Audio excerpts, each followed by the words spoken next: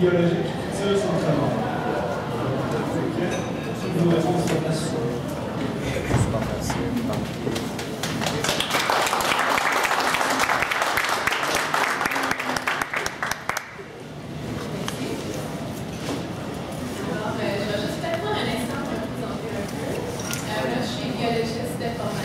Votre micro ne marche pas, madame.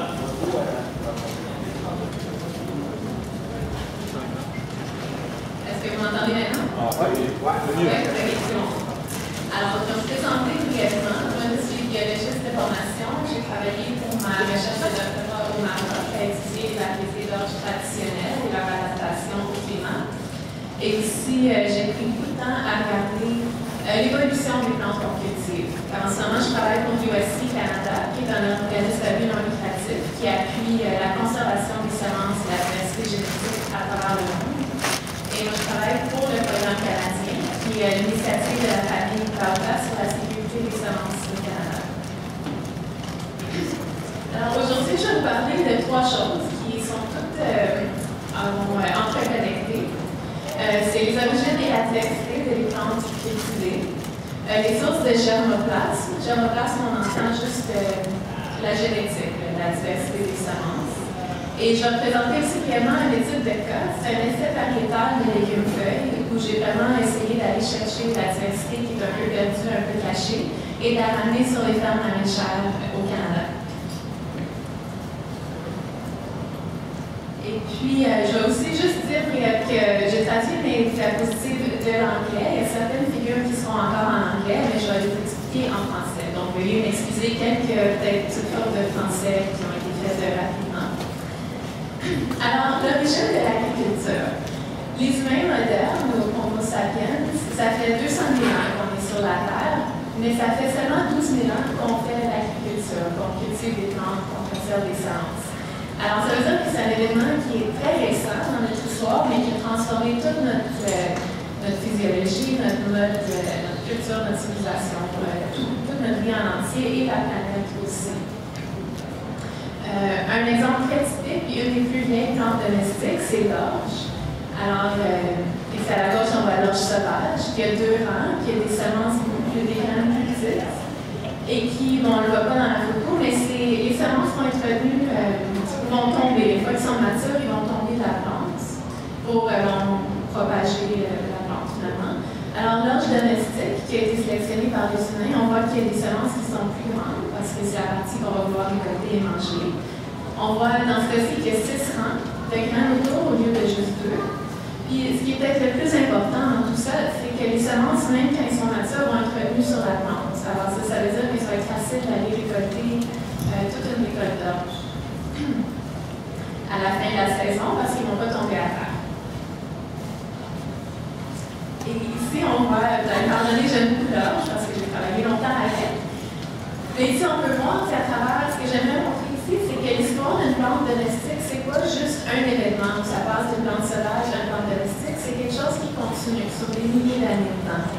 Alors, ici, on voit une ligne de temps qui commence à 20 000 ans avant le jour présent et qui va jusqu'à aujourd'hui. Et puis, on voit que même à partir de 20 000 ans, les gens, ils récoltaient l'orge sauvage, ils s'en servaient pour la nourriture, mais sans vraiment la cultiver.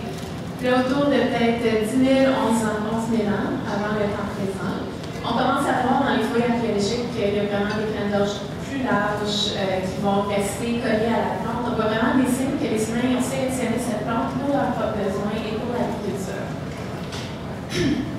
Et là, on voit d'autres changements qui se produisent, comme on voit des variétés qu'on appelle l'orge nue, c'est-à-dire que les écailles vont s'enlever très facilement. C'est plus facile à accéder à la partie nourricière de la graine.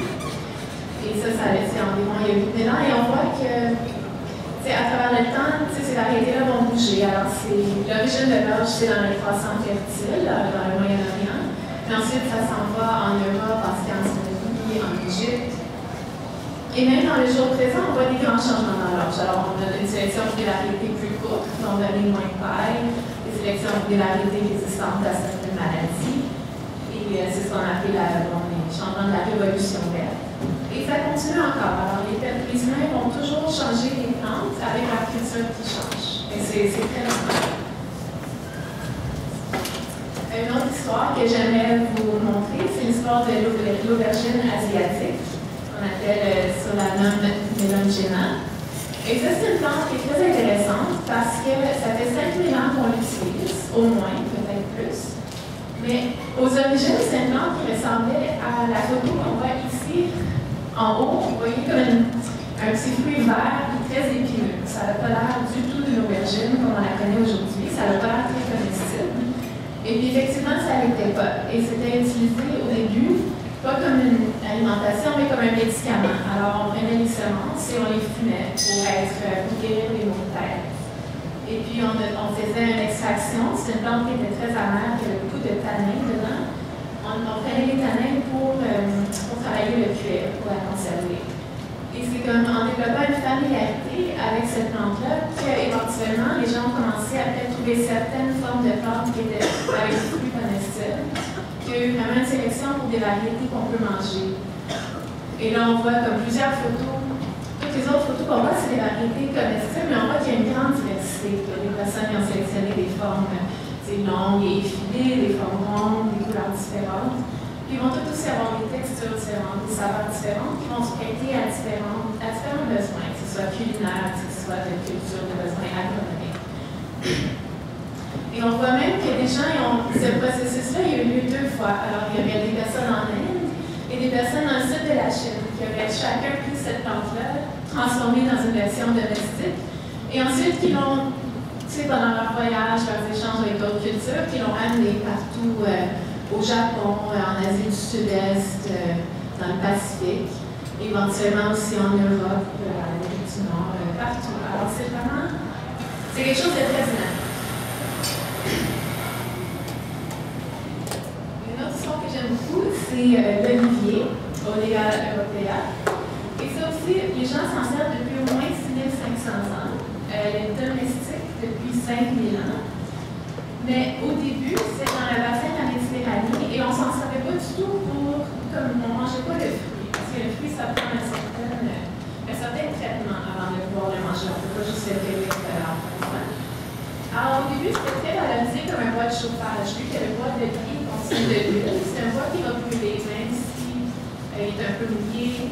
Alors c'était très utile dans un hiver méditerranéen humide. C'était très bien d'avoir un bois qui brûlait, peu importe les conditions. Puis on s'en servait aussi beaucoup pour l'huile, pour les lampes. Et c'est aussi avec la familiarité avec la plante qu'on a éventuellement aussi commencé à manger les fruits, à manger l'huile. Il y a un chercheur russe qui s'appelle Nikolai Ivanovich Vavilov, qu'on voit ici, qui a vu dans les années 30, les années 20 et années 30, il avait compris que toutes nos plantes domestiques avaient leur origine dans une plante sauvage ou dans plusieurs plantes sauvages. Et puis lui, c'était quand même quelqu'un de très novateur, puis aussi comme de courageux. Il est allé voyager partout dans le monde. Puis il a collecté toutes les variétés sauvages, les variétés rustiques, les ancêtres des plantes. Puis avec ces données-là, il a identifié qu'il y avait environ 8 régions où la plupart des plantes qu'on cultive avaient leur origine. Donc, vous voyez ici, autour de la Méditerranée, le Moyen-Orient, la Cordillère des Andes, l'Amérique centrale. Il y a aussi, en manque un, mais il y a aussi l'Amérique du Nord où on trouve le sol et d'autres plantes ici. Alors lui, il avait vraiment trouvé qu'il y avait certains lieux qui étaient vraiment très dynamiques pour l'évolution de l'agriculture et des plantes. Et lui, s'était vraiment donné comme mission de collecter et de conserver ces matériaux-là pour qu'on puisse s'en servir pour continuer à améliorer nos plantes lesquelles on dépend de notre survie.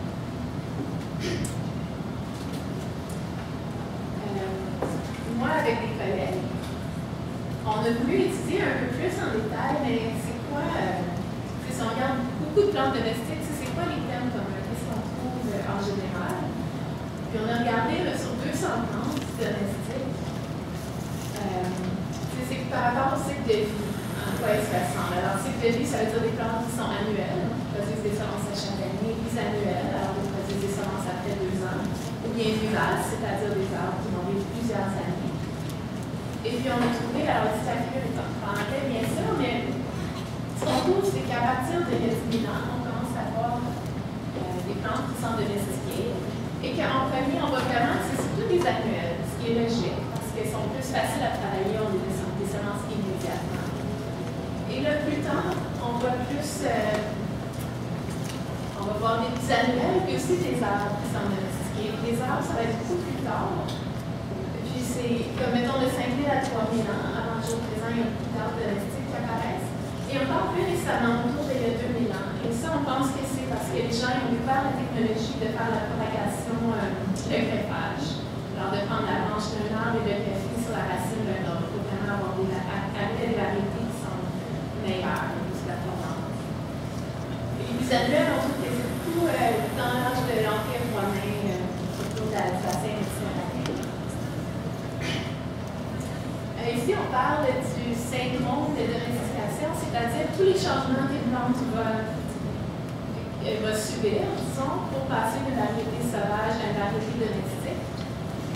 Et on a regardé sur 200 plantes, mais c'est quoi les changements qui ont eu lieu? Puis on trouve que le plus grand changement, c'est un changement dans les métabolites secondaires. C'est-à-dire, les métabolites secondaires, c'est les petits produits composés chimiques dans la plante qui vont leur donner leur saveur, des fois la couleur, qui vont leur donner des propriétés médicinales. Donc, on a parlé d'antioxydants, d'anthocyanines. Ça, c'est tous les métabolites secondaires. Alors, la plus grande sélection pour avoir vu, ça va vraiment être ces métabolites-là qui vont beaucoup affecter les propriétés nutritives et notre capacité de manger la plante. Parce que souvent, les plantes sauvages vont être très amères, vont être adaptées pour empêcher les gens de les manger. Alors, on sélectionne des plantes plus goûteuses, plus sucrées. Puis on voit aussi qu'il y a une grande diversité de changements. On a des changements à la vie de la plante en général, oui, à la graine, à comment elle se reproduit. Donc, les arbres, maintenant, on va les reproduire de manière clonale, végétative, au lieu de les reproduire par les semences. On a souvent la rétention des graines sur la plante à la maturité. Et puis aussi des changements dans les racines. Alors, les pommes de terre, ça fait des tubercules plus grosses, plus, avec un peu plus d'aliments, d'éléments nutritifs. Puis on voit aussi que le cycle de vie des plantes qui sont domestiquées, ça va beaucoup être lié à l'environnement où les gens habitent. Alors, les gens qui habitent dans des zones très arides, comme le Moyen-Orient, comme l'Afrique de l'Est, ils vont choisir souvent des plantes plus des annuelles, des plantes qui vont pousser pendant la saison humide, qui vont faire des semences et qui vont mourir pendant la saison sèche. Tandis que dans un lieu semi-aride comme la Méditerranée, on va avoir plus de vies annuelles, plus de vivaces. Et des zones très humides comme l'Amazonie, l'Océanie, on trouve où c'est vraiment basé sur des plantes vivaces qui vont vivre à l'année, dans ces milieux très humides. Alors c'est toujours comme la culture humaine, l'écologie, les plantes qui sont disponibles qui vont former tout un ensemble de plantes sur lesquelles les gens dépendent pour l'alimentation. Et on peut parler de l'agriculture comme il y a des gens qui ont dit, c'est comme un enchevêtrement évolutionnaire. C'est que plus qu'on cultive des plantes et qu'on développe des méthodes pour les cultiver, mais ça va affecter comment on cultive dans le futur aussi. Alors, il y a l'exemple du maïs, une plante qu'on connaît très bien, que tout le monde cultive maintenant. Mais avant que le maïs existe, au Mexique, il y avait une plante, différents types de cycades qui ne sont pas du tout apparentés au maïs, mais qui ont une inflorescence un peu semblable. Ici, on voit l'inflorescence qui est couverte de semences, qui ressemble un petit peu au maïs. Et puis, à l'origine, c'est cette plante-là qui était cultivée comme un féculent qui était utilisé pour faire des tortillas, pour faire de la farine. Et cette plante, en fait, qui est très toxique, alors il y a toute une procédure pour enlever les toxines. Mais ça leur a permis de développer toute une cuisine, tout un système comme pour de la farine, les outils. Et le plus tard, quand ils ont découvert le maïs, ils ont développé les formes de maïs, mais toutes ces technologies-là, ces termes-là se sont transférées au maïs. Et maintenant, on voit beaucoup moins cette plante-là qui est moins productive, plus toxique. Le maïs, c'est beaucoup plus facile à cultiver, ça coûte plus meilleur. C'est pas toxique en partant, c'est un avantage. Mais on trouve les noms semblables. Alors, les deux, ils vont être appelés théocyndés dans la nomenclature traditionnelle. Les deux peuvent être utilisés pour faire des tamales et des tortillas. Et même la vieille variété, on va l'appeler le vieux maïs ou le père du maïs. Donc, on voit que ça prend comme une plante à l'origine qui va aider à développer la culture au début. Si on regarde sur une carte du monde, c'est la distribution des plantes qui sont devenues domestiques à travers le temps. Donc, ici, ici, on voit sur chaque carte, en haut à gauche, il y a 10 000 ans. Les lieux, c'est plus qu'un lieu est foncé, plus que de plantes domestiques qui apparaissent à ce moment-là. Alors, il y a 10 000 ans, il y a de 8 à 10 000 ans, 17 à 10 000 ans, jusqu'à en bas, dans le dernier 500 ans, les nouvelles variétés, ça s'appelle les nouvelles espèces. Et on voit que ces événements-là vont vraiment coïncider avec le développement de grandes cultures, grandes cultures humaines. Alors, en Chine, on voit vraiment deux périodes où il y a beaucoup de plantes qui apparaissent. Et ça, c'est dans l'ère de l'empereur jaune, qui a créé quand même une grande civilisation. Et aussi dans l'ère du peuple Han, qui était dans l'Est, mais qui ont fait une expansion dans les autres régions de la Chine aussi. Et là, ils ont vraiment domestiqué beaucoup de plantes, apporté beaucoup de nouvelles plantes. Dans la Méditerranée, autour de l'ère de l'Empire romain, il y a beaucoup de nouvelles plantes apparaître. Et puis, même chose pour l'Empire égyptien, en Afrique du Nord, on voit beaucoup d'activités. Et puis même dans les temps modernes, on voit qu'il y a des nouvelles variétés domestiques qui apparaissent plus en lien avec les programmes de sélection modernes. Alors, la canneberge qui est en voie de domestication. En Afrique de l'Ouest, on a plusieurs espèces d'arbres fruitiers comme le baobab. On commence à travailler pour devenir à des temps plus utilisables. Puis dans notre travail, on retourne un peu au centre d'origine de Babylone. Puis dans notre travail, on a trouvé qu'il y a vraiment deux autres centres d'origine qui sont appuyés. Alors, ça, c'est les centres classiques. Mais on peut aussi considérer que l'Afrique de l'Ouest, c'est un peu le bout entre l'origine. Et puis le bassin de l'Amazon. Ça, c'est juste des lieux que l'archéologie va être moins facile. L'Amazonie, c'est tout est humide tout le temps, les choses se dégradent, on ne trouve pas autant de traces. Mais si on regarde avec la littérature, avec toutes les méthodes qu'on a, on va quand même que c'est des lieux très dynamiques d'origine de l'agriculture. Et puis maintenant, ici, on a, ça fait 10 000 ans qu'on génère cette diversité-là, mais où est-ce qu'on peut la trouver maintenant? Parce que des fois, on a l'impression qu'on n'a pas accès à la réalité, que ça vient peut-être des grandes compagnies. Et si on aimerait ça, accéder à cette diversité-là, peut-être s'en servir pour améliorer nos variétés. Alors, je vais vous parler un peu de quelques sources où on peut la trouver. Il y a deux types de conservation. De la diversité génétique agricole. Il y a la conservation qu'on appelle ex situ, c'est-à-dire comme à l'extérieur de l'environnement. Et ça, c'est des banques de gènes, des banques de semences. Ici, on voit en haut, ici, on voit en haut la banque de semences qui est dans le cercle arctique, à Svalbard. Alors, ça, c'est vraiment une banque qui est dans un glacier. L'idée, c'est que même s'il y a un désastre politique complète, perte d'électricité, les semences vont quand même survivre. Et la conservation in situ, qui va être lorsqu'on travaille avec les agriculteurs pour garder les variétés. Il y a aussi des individus et communautés parmi nous qui vont dans leur jardin, par leur entreprise, conserver des variétés intéressantes qui ne sont pas nécessairement vendues par les grandes compagnies. Alors ici, j'ai une photo de Jim Turney, qui est un semencier dans les prairies canadiennes. Alors, on a aussi beaucoup de groupes locaux qui font des formations, des semenciers amateurs, des banques de semences. Et puis, à un niveau plus formel, il y a des banques de gènes, des instituts de recherche. Alors, ici en haut, on voit un monsieur qui s'appelle Bob Ward. C'est un chercheur au Saskatchewan qui, lui, développe la camelise ou le haskap. Alors, qui développe vraiment des variétés adaptées au Canada, qui va avoir une grande collection de diversité. On a ici en bas Axel Dietrichson qui dirige la banque de semences canadienne. Donc là, qui va recueillir comme des centaines de milliers de variétés qui vont être conservées et qui vont être accessibles aux chercheurs et aux gens qui veulent essayer ces variétés-là. Il y a des banques de données comme celui de la FAO qui vont vous permettre de voir un peu où on trouve des variétés. Il y a des banques de semences à but non lucratif aussi, comme en Thaïlande. On a un centre qui travaille vraiment les légumes tropicaux à pollinisation locale. Alors, il y a plusieurs sources formelles de variétés auxquelles on peut accéder si on est intéressé à faire un peu de recherche. Ce n'est pas nécessairement la recherche formelle, mais ça peut être par des individus ou des méthodes communautaires. Il y a les semenciers, bien sûr, parce qu'on a plusieurs semenciers qui sont présents aujourd'hui, des gens qui vont vraiment mettre un emphase sur la diversité. Ici, on voit des semenciers à High Mowing Seed. C'est au Vermont, mais point de vue géographique, c'est quand même assez rapproché, qu'eux ont vraiment travaillé des bonnes variétés à pollinisation verte pour l'agriculture.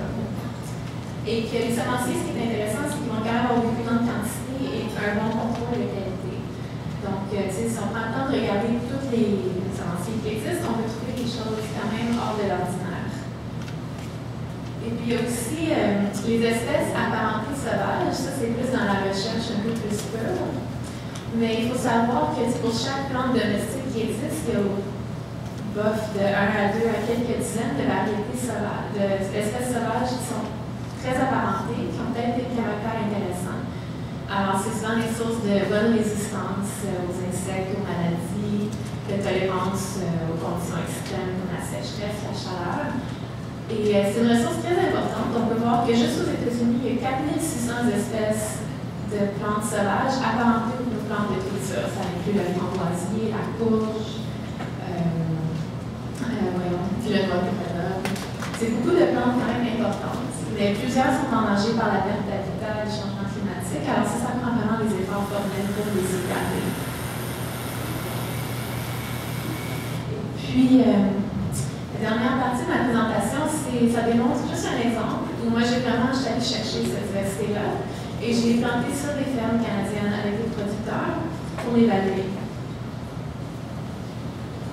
Et puis, juste pour toucher brièvement sur c'est quoi une variété à pollinisation verte, c'est une variété de plantes ou de légumes que si on conserve la semence à chaque année, la plante qu'on fait pousser à partir de la semence va se ressembler d'année en année. C'est le contraire de l'hybride. Là, il faut racheter la semence à chaque année. Et puis, ici, on voit un extrait d'un journal publié en 1958 qui parle de la condition présente du développement des épinards.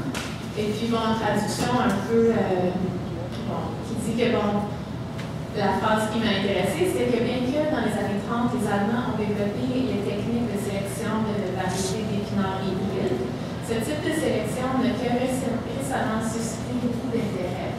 Alors, ce qu'on va chercher là-dedans, c'est que ça fait juste depuis comme 1950-58 qu'il y a des variétés d'épinards hybrides qui se développent. Pourtant, l'épinard existe depuis 1500 ans à peu près, alors il y a quand même des 1400 plus années où les gens ont vraiment juste travaillé les variétés à pollinisation verte. Alors, même si maintenant on nous présente les hybrides comme la seule option qui cultive les épinards, on voit bien que pendant longtemps, on a travaillé les variétés à pollinisation verte. Donc, il devrait y avoir beaucoup de génétique intéressante là-dedans. Et puis, les variétés de pollinisation verte, ou PO, et c'est quoi leur lien avec la sécurité des semences, c'est-à-dire notre capacité d'accéder aux semences et de les conserver, de les entretenir. Et le lien, c'est que pour moi, c'est vraiment que quand on a une dépendance seulement sur des variétés hybrides, on perd le pouvoir de maintenir nos semences et de les adapter aux conditions qui vont changer. Et par contre, un problème avec les variétés à pollinisation verte, c'est souvent on a l'impression qu'ils vont être moins performants que les hybrides et on n'a pas beaucoup d'informations sur leur performance. C'est pas vraiment de recherche qui se fait là-dessus. Ils ne sont pas toujours disponibles en volume non plus. Alors moi, j'ai pris l'approche de travailler avec des semenciers, des producteurs maraîchers locaux pour faire un premier réseau d'essais des variétés à pollinisation verte. Et pour faire un essai variétal, c'est d'avoir un but précis. C'est pas juste de les faire pousser, mais vraiment d'avoir un objectif de ce qu'on voulait trouver. Comme exemple, un bon rendement, il fallait penser à certaines conditions. De faire une bonne documentation et de répéter les effets.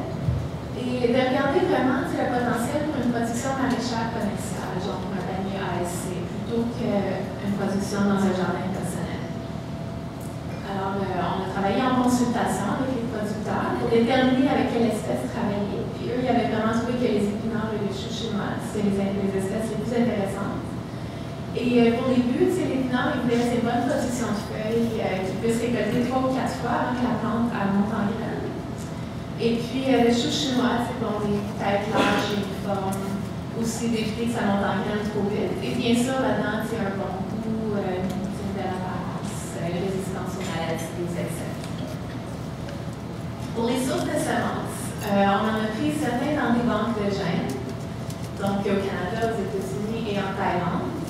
Et chez plusieurs semenciers aussi qui avaient des variétés variété à pollinisation verte. Mais il faut aller à plusieurs compagnies, en fait, chacun a deux variétés. Alors, ça a fini qu'on avait comme 4 variétés d'épinards et 52 de chou chinois à essayer. Et puis, dans chaque essai, on avait aussi des variétés références. Alors, on avait des variétés qu'on ne connaissait pas du tout, puis on avait aussi une variété à pollinisation verte plus connue, puis une variété hybride aussi, pour qu'on puisse comparer la performance entre les deux. Et lorsqu'on donnait on faisait un plan à l'avance pour les producteurs. Donc, eux, ils recevaient tout un kit qui leur disait exactement quoi faire. Là, comme, où planter les plants, dans quel ordre, pour que ce soit simple, parce que eux sont occupés à ce moment-là de l'année, ils n'ont pas le temps nécessairement de tout faire le design eux-mêmes. Puis, on a aussi fait des essais aveugles. Alors, les personnes ne savaient pas quelle variété était où. Il y avait juste un code qui les identifiait à la place. Et ici, bon, la citation est en anglais, mais c'est une des participantes aux essais. Et elle a dit, mais c'est bon, on ne peut pas savoir lequel qui est lequel, parce que si je savais lequel était l'hybride, puis il avait l'air mieux que les autres, ben j'aurais tendance à vouloir le rabaisser un peu, à ajuster mes données, parce que moi, je veux que les variétés à pollinisation verte, ce soit les meilleures. Donc, c'est un peu juste d'être objectif. Puis, on a évalué vraiment les plantes basées sur les pratiques des producteurs. Et les producteurs, ils n'avaient pas toutes de la même manière. Donc, il fallait trouver une méthode qui était globale pour tout le monde, qui était un peu un compromis. Ça a donné à des conversations intéressantes, comme une des productrices anglo-écossaise a dit, mais il n'y a aucun producteur qui n'était pas fou, là, qui récoltait ses épinards comme ça. Donc, il a fallu avoir une conversation sur c'est quoi la meilleure manière, mais de faire une méthode qui s'appliquait à tout le monde. Et puis ensuite, là, on peut voir un peu les essais qui sont dans le champ. Ici, les choux chinois. Puis les producteurs, il y avait toute une fiche de données à remplir avec les informations. Et puis là, on voit un peu les ensembles d'essais qu'ils recevaient. Alors, il y avait tous les piquets pour indiquer les essais, toutes les semences préparées, pour que ce soit assez simple à faire. Alors, on avait 9 sites pour les épinards à travers le Canada. On a fait 2 essais de choux chinois qui est de type tête et 2 essais de choux chinois qui sont plus un type juste de feuilles, qui ne font pas une tête ferme. Et ici, on voit le chou chinois on a fait un grand essai à la ferme Tournesol, qui est à l'Essèvre, à l'extérieur de Montréal. Alors, on voit Dan Pesbois et Sophie Bourdeau qui ont beaucoup travaillé sur cette essai-là. Qui ont essayé peut-être 35 variétés à la ferme. Et puis, les épinards, on a aussi essayé plusieurs variétés. Ici, on voit comme une femme qui avait essayé 5 variétés, qui les a toutes mis un à côté de l'autre, juste pour voir la forme différente des feuilles. Ça inclut des vieilles variétés traditionnelles, comme le monstrueux de Véroflée, qui est la grosse feuille. Aussi, une plus nouvelle variété de high-growing seeds, qui s'appelle Butterfly. Une variété hybride au milieu, qui est comme le classique que tout le monde utilise. Et puis 2 autres variétés à pollinisation verte aussi. Et puis les producteurs ensuite vont pour les résultats. Comme cette femme-là pour les épinards, ce qu'elle avait trouvé, on s'en passait à travers tout le tableau, mais ça, c'est les 5 variétés qu'elle avait essayées. Et ce qui est intéressant, c'est que ici, on retrouve l'hybride. Ça avait le plus grand rendement, comme 1,5 kg, comparé les autres qui étaient toutes en bas de 1,4 kg et même 500. 500 grammes. Et elle trouvait que il y avait haut en main, mais ça ne coûtait pas très bon, ça n'avait pas une très bonne texture. Mais on a aussi trouvé une variété à pollinisation verte qui s'appelle le Verdil, qui venait de la côte ouest des États-Unis. Que là, ça avait un rendement presque aussi élevé, que c'est 1,4 kg et 1,5 kg. Mais qui avait vraiment un meilleur goût, une texture. Donc ça, c'est un résultat intéressant par rapport à trouver une variété qui semblait se rapprocher de la performance d'un hybride, mais d'être une variété qu'on peut conserver à la ferme. Il y a d'autres variétés de pollinisation verte qui avaient vraiment un rendement qui ne serait pas intéressant pour un producteur commercial. C'est bon à savoir.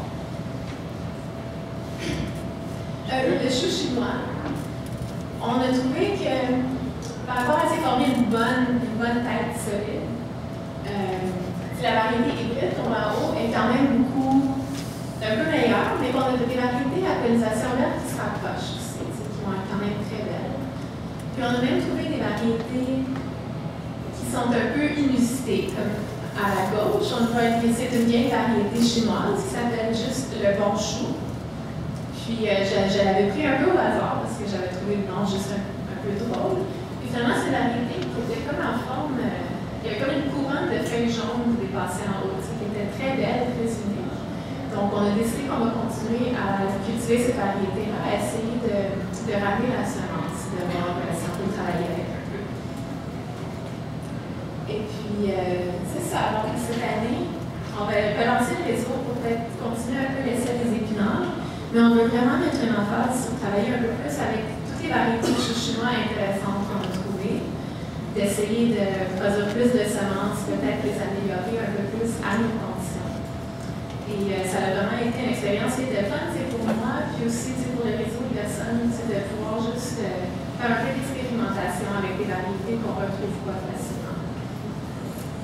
Et donc, ça conclut ma présentation. Puis vraiment, un grand merci aux producteurs qui ont participé, puis les collègues du programme BALTA qui ont été à coordonner ça. Aux banques de semences aussi, qui ont fourni les matériaux génétiques. Et puis, je prends les questions.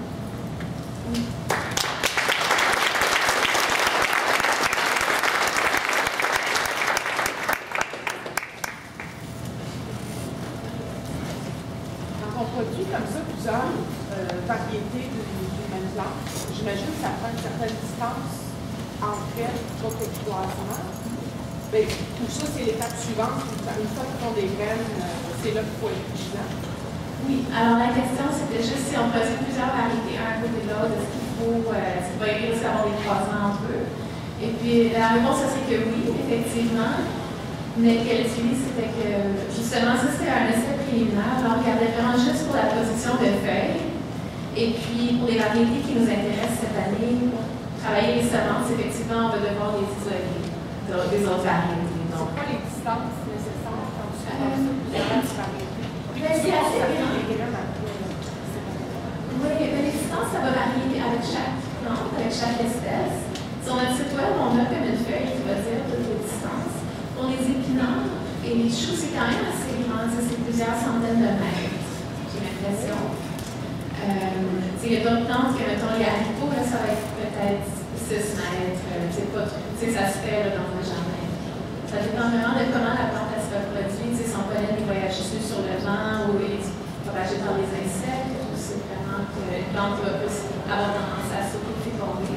En ce cas, elle peut être plus rapprochée. Il faut avoir des connaissances. Oui, il faut avoir des connaissances, mais aussi, si on va, mettons, sur le site de semences du patrimoine, mettons, on peut juste voir un tableau, qui va dire, le haricot, 6 mètres, le maïs, 2 km, ça varie beaucoup, mais si on veut quand même trouver l'information, c'est regroupé dans une place, c'est facilement aussi. Vous avez parlé des banques de semences à très basse température. Est-ce qu'elles peuvent revivre finalement? Est-ce qu'on pourra demander quelles germoiries des semences qui seraient sorties?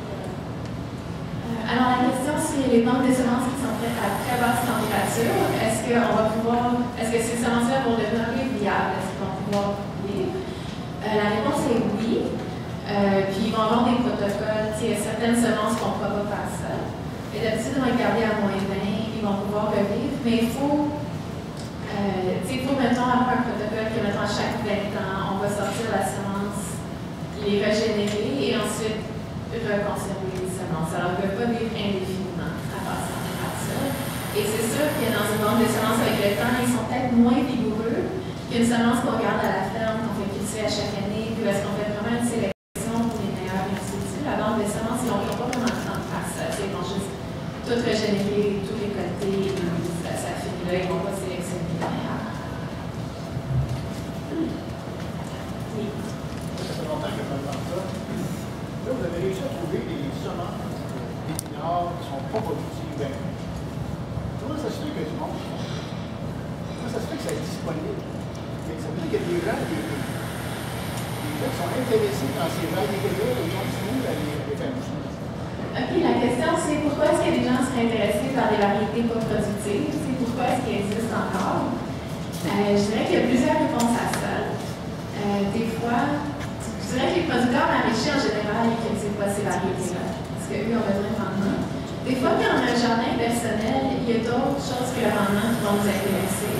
Donc, des fois, ça va être comme la couleur, ou la forme de la feuille, ou le goût. Puis, c'est pas aussi essentiel d'avoir comme un maximum de rendement. Il y a aussi que, tu sais, le rendement va être très dépendant du lieu de culture et le système de culture. Donc, il y a une variété qui va peut-être avoir un moins grand rendement dans certaines zones, mais qui va produire très bien en bordure de mer. Donc, même si elle avait un bon rendement dans une place, ça ne veut pas dire que c'était aussi bas partout. Et puis aussi, l'intérêt de conserver plusieurs variétés, c'est peut-être si son rendement n'est pas bon, mais c'est peut-être, des fois dans l'avenir, on voit qu'elle est très résistante à un tel insecte. Et là, peut-être ça serait l'intérêt plus de la croiser avec une autre variété qui a un haut rendement, d'essayer de capturer juste une particularité de la variété. Et puis, tu sais, il n'y a pas aucune. Il n'y a pas une place où on va trouver toute l'information sur le rendement. Donc, il y a plusieurs raisons pour lesquelles les gens vont aimer une variété. C'est pas toujours le rendement. Mais je dirais pour un producteur commercial, le rendement, c'est le numéro un. Le rendement à la résistance. Ça, il est très vraiment de base. Pour la consommation des semences, les grandes banques comme mondiales, est-ce que c'est quelque chose qui est considéré comme mondial ou c'est vraiment par région, par pays? C'est autant privé que public? Alors, la question, c'est si les banques de semences sont vraiment comme mondiales, internationales, ou privées, publiques, c'est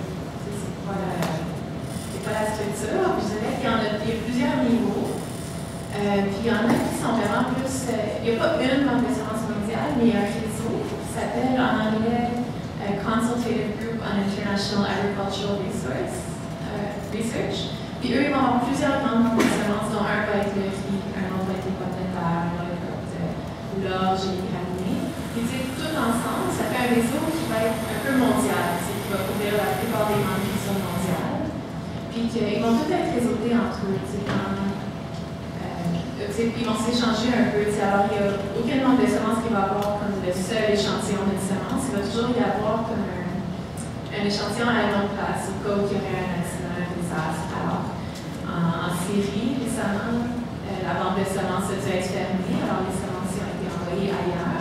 Mais déjà à l'avance, il avait envoyé beaucoup de semences ailleurs en anticipation d'avoir des problèmes.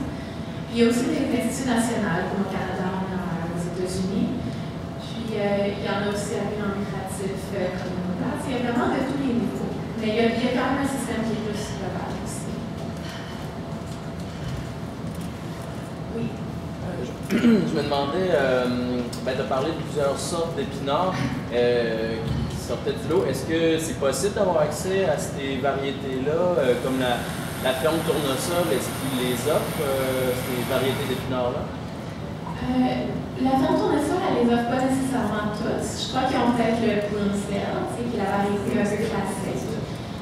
Mais la variété, les autres, je les ai toutes pris de semenciers indépendants. Donc, le Verdine, lui, que les gens avaient aimé, c'était de Adaptive Seeds, qui sont basés en Oregon.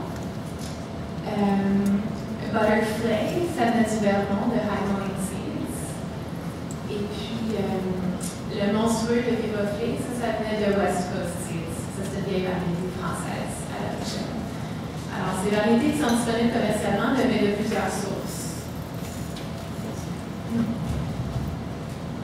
J'avais une question plus de fond. Tu disais qu'avec la protection un peu des semences, il y a quand même une belle diversité. Ça a évolué beaucoup la diversité, mais de l'autre côté, tu as le discours de la biodiversité est menacée de plus en plus avec l'industrie agroalimentaire, les monocultures, tout ça. Mais je ne sais pas si tu peux peut-être ajouter un petit peu de contenu par rapport à ça, c'est la situation, parce que je ne sais pas, je trouve ça préoccupant, l'idée du déclin de la biodiversité. Alors, la question, c'est bon, est-ce que la biodiversité est présente? Il y en a quand même beaucoup dont je parle aujourd'hui, mais aussi, il y a un discours que la biodiversité est menacée. On va peut-être juste parler un peu plus de ça. Je dirais que je trouve que même dans les années récentes, il y a des grands mouvements pour vraiment réapproprier les semences, de pouvoir continuer à travailler avec.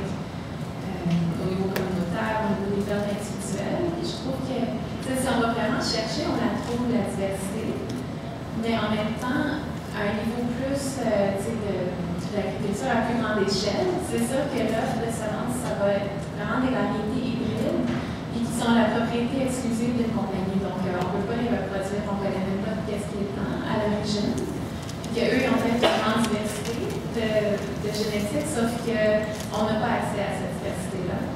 Donc, je dirais que ça, c'est par rapport à la menace. C'est ça qui est inquiétant, c'est qu'il y a comme une grande diversité qui n'est pas accessible au public, qu'on ne connaît pas, qui va juste être sous forme d'hybride.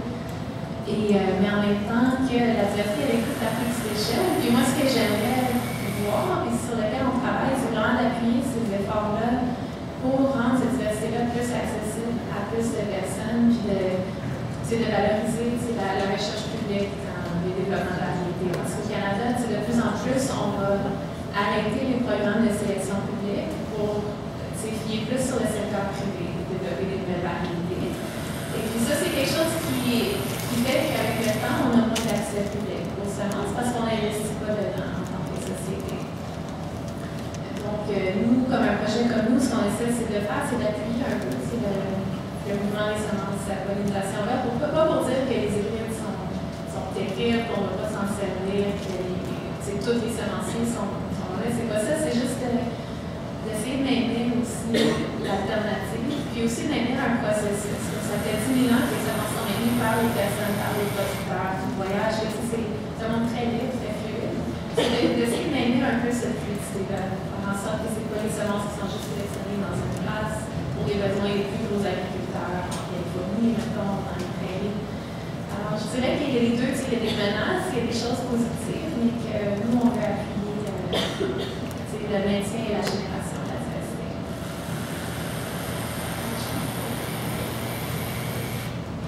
Je parlais de semences hybrides, de pollinisation ouverte. Donc, j'achète mon échantillon, je vais essayer de taille. Puis, à côté, je vais pousser d'autres semences. Ils vont pas se mélanger, ils vont aller pour donner autre chose. C'est pas du fait que c'est hybride, les graines ne sont pas bien. J'achète des graines chez le BC. Puis après ça, je laisse passer à monter la graine. J'ai le sel, ce ne sera pas les couleurs. Oui, alors la question, c'est un hybride, mettons, on achète un hybride chez Bessis. Si je la laisse monter en graine, bon, qu'est-ce qui va se passer un peu? Et puis, un hybride, ce que c'est qu'on a pris deux plantes par an, qui sont très différents, mais qui ont chacun des caractères intéressants. Il y en a peut-être un qui est très productif, l'autre qui est très résistant à une maladie. On va croiser le pollen de ces deux plants-là. Ça nous fait des semences qui vont un peu regrouper les meilleurs caractères des deux parents. Alors, on les plante, ça donne quelque chose qui ne ressemble pas à un ou l'autre des parents, mais qui est très performant. Mais c'est comme un premier croisement qu'un sélectionneur ferait. Alors oui, vous pouvez récolter des semences de cette plante-là, les replanter, et ça va même être très intéressant. Ça va vous donner toute une variété de plantes dont certains vont ressembler peut-être aux parents, d'autres qui vont être comme, je ne sais pas, très petits, très grands, de couleurs différentes. Puis, si ça vous tente, vous pourriez sélectionner là-dedans les meilleurs, les ressortir, puis avec le temps, développer une variété à pollinisation verte qui va se ressembler avec chaque génération. Mais ça ne va pas ressembler à la variété que vous avez mis à la base hybride, ça ne va pas ressembler à ça nécessairement. Tandis que la variété à pollinisation verte, c'est des plantes semblables qu'on a laissées croiser ensemble, et leur descendance va toujours se ressembler un peu. Donc, c'est pas qu'on ne peut pas faire des semences hybrides, mais ça ne va pas ressembler à la plante qu'on met. Pollinisation ouverte, c'est vrai dans ce lot aussi. C'est juste que là, ça se fait en laboratoire, c'est du mauvais. Oui, il pourrait se mélanger un hybride. Pollinisation ouverte, ça ne veut pas dire, ça ne parle pas nécessairement de la méthode dont le pollen se propage. C'est juste un terme qu'on utilise pour juste désigner le fait que si on le laisse se polliniser tout seul, la descendance va ressembler aux parents. Alors, le pollen ouvert, c'est fort. Le ton, c'est une plante qui a tendance le pollen se promène un peu sur le vent. Vous avez une pollinisation verte qui peuvent se croiser, ça va donner quelque chose de mystérieux qu'on connaît pas. C'est quoi l'irrigation, on donne quelque chose qui s'appelle la meilleure équilibre. Après ça, d'autres plantes qui favorisent la diversité. Oui, il y a certaines personnes qui vont travailler ça, qui vont prendre un hybride qui et qui vont travailler pendant plusieurs années pour développer une variété à pollinisation verte.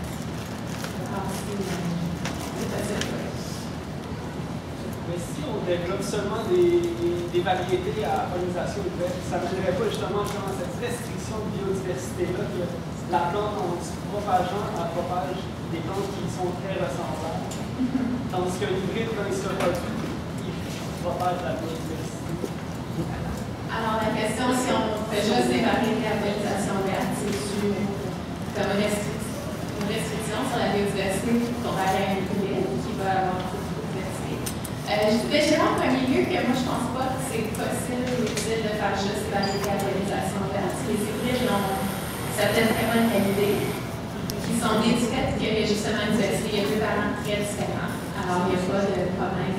C'est que ça va rentrer un peu à la consanguinité chez les humains. Des plantes très semblables qui se reproduisent. Ce que je dirais, c'est que par rapport à la diversité, c'est qu'on a souvent, si on a plusieurs variétés à pollinisation verte, que chaque communauté en garde un et qui évolue avec le temps, ça fait une diversité juste par le cumul de plusieurs variétés à pollinisation verte. Puis l'hybride, c'est plus que la diversité, elle existe, mais contrôlée plus par les compagnies, parce que des fois, on peut le faire par intérêt de garder des semences de l'hybride, les semer, mais si ça ne donne pas des choses intéressantes, on va venir par les cheveux ici. Donc, c'est pas pour dire qu'il y en a. Les pollinisations vertes, c'est plus que ça permet aux semences de variétés de bouger, d'évoluer avec les communautés.